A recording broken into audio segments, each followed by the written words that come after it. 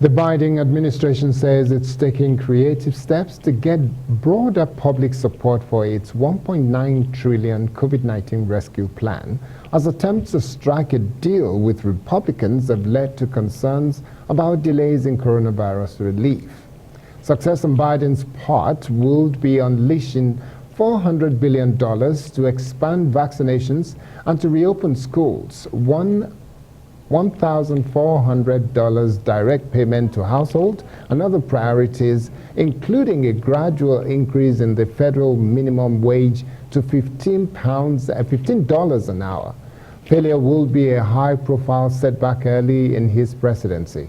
Earlier on, more than 120 economists and policymakers signed a letter in support of Biden's package, saying the $900 billion that Congress approved in December before he took office was too little and too late to address the enormity of the deteriorating situation. And joining us now is a retired social justice and civil rights lawyer and past chair of the American Bar Association section on civil rights and social justice, and a past chair of the American Bar Association Center for Human Rights. Thank you so much for joining us tonight on the program. And of course, as we take a look at the first 7 days of the Biden administration, what do you make of the pace at which President Biden is actually issuing these executive orders? And also, how effective are these orders in the long run? Well, first of all, it is a blistering pace. And the Biden administration came into office prepared and aggressive. Today, they were speaking about the Ledbetter Law, which provides for equal pay for equal work for women. You mentioned just a few moments ago the release of the gag rule that permits reproductive health rights or health care delivery both within the United States and on a global basis. They addressed Medicaid and Medicare and the Affordable Care Act, which the Trump administration had tried to eliminate. That was Obama's most great achievement. They also have restructured the entire government so that it is obligated to respond to science and technology as opposed to bizarre policy initiatives that arise from conspiracies. They are eliminating historical discriminatory practices in housing and policies. That was done on the 26th, as well as destroying the privately operated criminal detention facilities that led a long history of school to prison trails.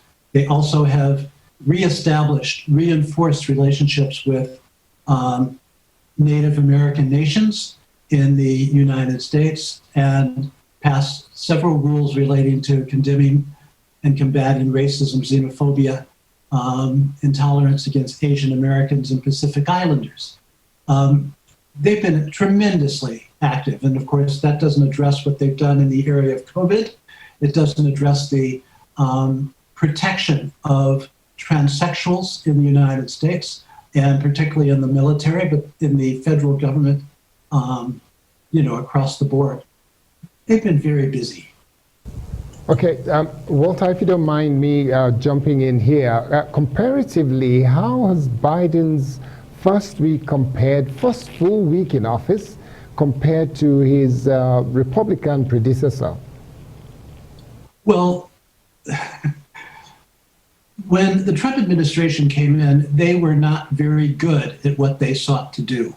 So many of the executive orders and many of the regulations that they put into place are now voidable.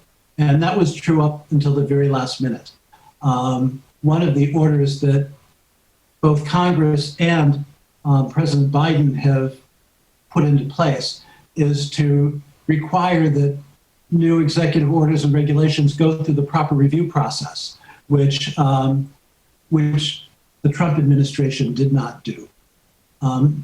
This is a successor of the Obama administration, not precisely, but in the sense that they understood what they needed to do. They had done it once before, and now they're much more prepared to initiate their changes than either the Trump or the Obama administration were.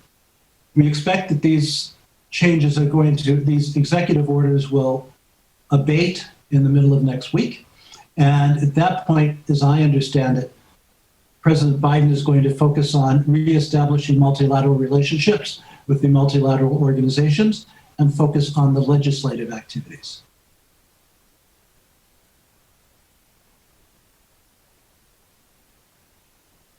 Walter White Jr. would have to say thank you so much for joining us tonight on News Night.